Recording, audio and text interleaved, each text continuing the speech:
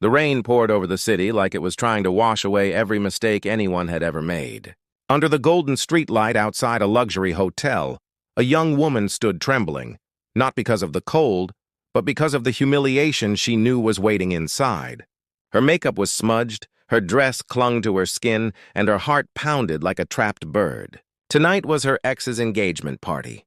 The man who had once promised her forever was marrying someone else, and she had told everyone she was fine, so fine that she even bragged she'd show up with someone new. But now, standing alone with an umbrella that had given up halfway, she whispered a desperate prayer to the universe. And that's when she saw him. A stranger in a black suit, tall and composed, walking out of a sleek car that screamed money and mystery. Without thinking, she ran to him and said the words that would change her life forever. "Can you pretend to be my date for tonight?" Before we go deeper, if you believe in kindness, unexpected miracles, and second chances, please take a moment to like this video, subscribe to the channel, and share it with someone who loves emotional stories that touch the soul. His name, she would later learn, was Adrian Cole. But in that moment, all she saw was a stranger with steady eyes that didn't flinch at her desperation. For a second, he seemed surprised, but then something softened in his expression. Maybe he saw the heartbreak hidden behind her trembling smile. Maybe he saw a reflection of something he once lost. Without asking why or how, he simply nodded and said, "Lead the way." Inside, the hotel gleamed with chandeliers, laughter, and the kind of expensive perfume that always smelled like arrogance. Every step she took beside him felt like walking through fire because every face turned to stare. Her ex, Ryan, was standing near the bar, holding his fiancé's hand, the same hand that used to rest on her heart. But when his eyes landed on her and the stranger beside her, something flickered in his gaze. Confusion, regret, jealousy. She straightened her shoulders, grateful for the calm presence next to her. Adrian played the role perfectly. He slipped his arm around her waist, whispered something that made her laugh, and looked at her like she was the only person in the room. For a moment, she almost believed it herself. The people who once pitied her now watched in disbelief. Ryan's fiancée forced a tight smile, and Ryan himself suddenly couldn't look away.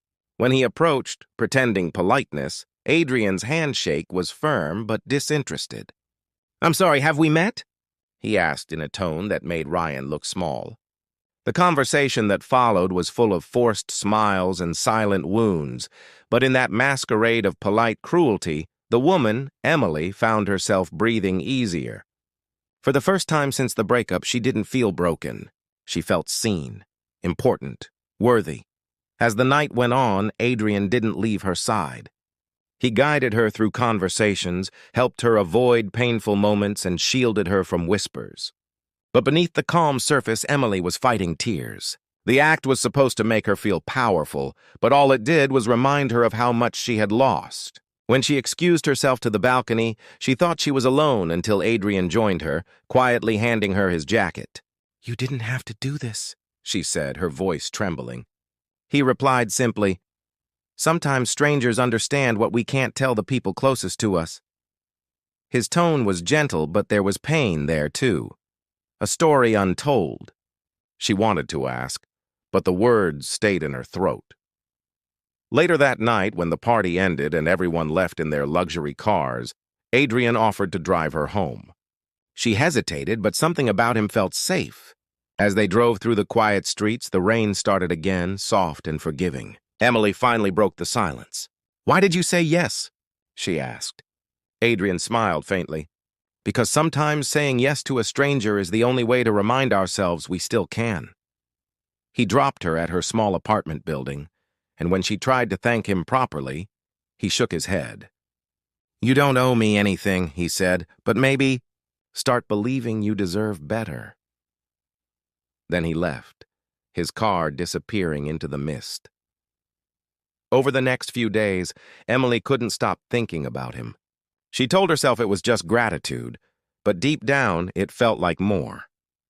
A strange, aching curiosity about the man who had stepped into her mess without asking for anything in return. Then, one morning, as she arrived late to her new office job at a downtown firm, she froze at the sight in front of her. Standing at the head of the conference room, addressing the team, was Adrian Cole, the same man who had pretended to be her date. Only now he wasn't just a stranger. He was her new CEO. Her heart nearly stopped. The room spun as he looked up and met her eyes. There was the slightest flicker of recognition, followed by the faintest smile that only she noticed. He didn't acknowledge what had happened that night, didn't reveal anything. But every time he walked by, she felt that unspoken connection burn quietly between them. Adrian was respected and admired by everyone, but he carried an aura of sadness that no amount of success could hide. Slowly, over weeks, Emily noticed things about him: how he always stayed late, how he avoided small talk, how his gaze often drifted toward the city skyline like he was looking for something he'd lost long ago. One evening, Emily stayed behind to finish some reports. The office was empty, except for the faint hum of the air conditioner and the soft click of keys. When the lights dimmed automatically, she looked up and saw Adrian still there, sitting by the window. He invited her to sit, and for the first time, they spoke. Not as CEO and employee, but as two lonely souls trying to find meaning in a city that never slowed down. He told her about losing his fiancée 3 years ago in a car accident, about how he had buried himself in work to avoid facing the pain. "That night at the hotel," he confessed, "when you ran up to me, it felt like fate, giving me a reason to step out of the shadows for once." Emily listened, tears filling her eyes.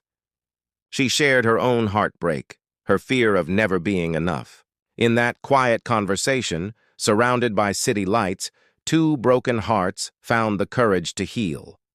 Over the following months, their bond deepened, not in grand gestures, but in small moments that mattered.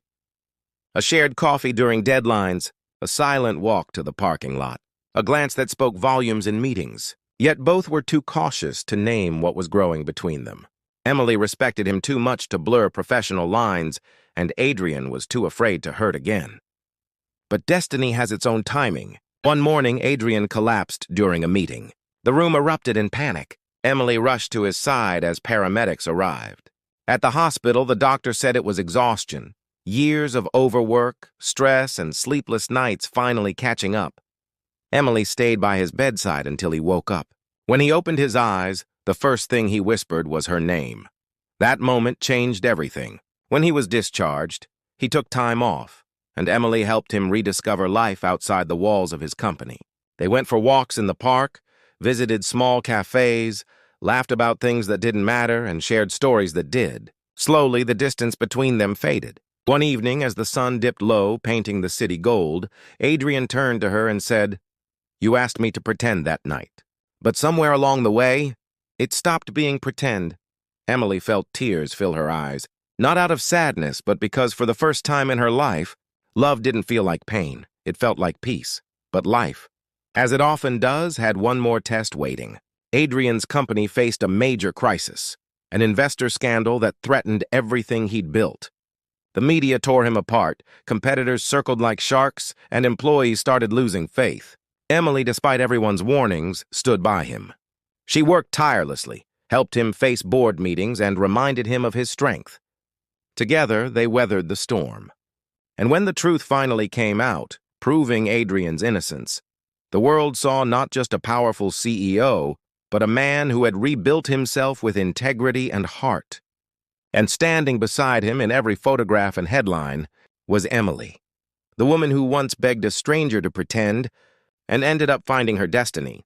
Months later, under the same streetlight where it all began, Adrian waited in the rain. Emily arrived, umbrella in hand, smiling through tears. "You know," she said softly, "this time, I don't need you to pretend."